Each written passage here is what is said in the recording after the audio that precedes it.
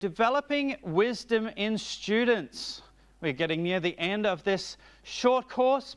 Wisdom is not automatic. Sorry, it doesn't just come from knowing stuff, as we've said before.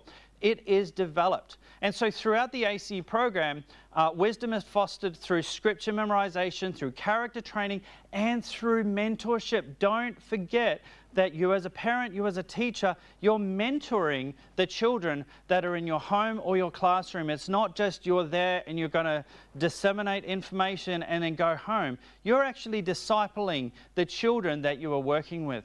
Students don't just learn what is right, they practice it. And so you have to instill those practices in your learning center and in your home about practicing what is right.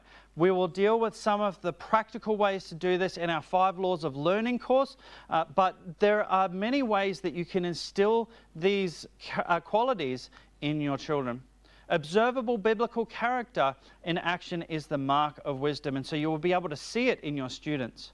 And this is our calling as educators, is to raise students who work with God.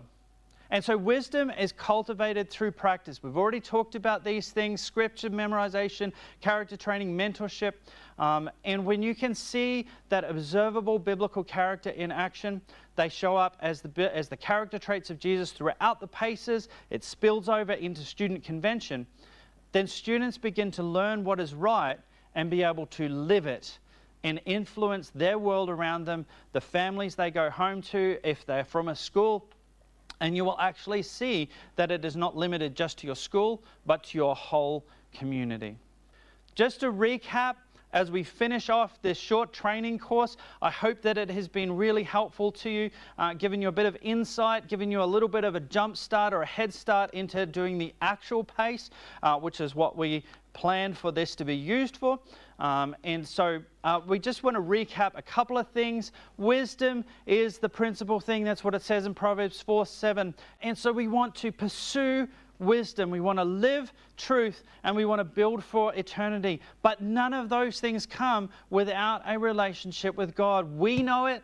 We hope that you know it. But that is important for you to communicate that with your students, because without God in their future, then everything else is futile. We want them to start with the fear of the Lord, with a relationship with Jesus Christ, and then pursue wisdom, live truth, and build for eternity. Your role is not just to shape minds, but it is to shape hearts. This is your job, and this is your calling as a Christian educator.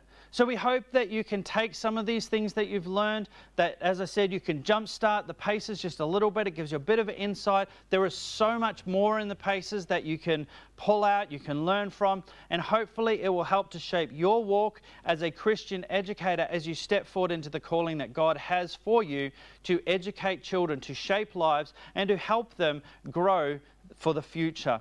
God bless, and we'll see you in the next session.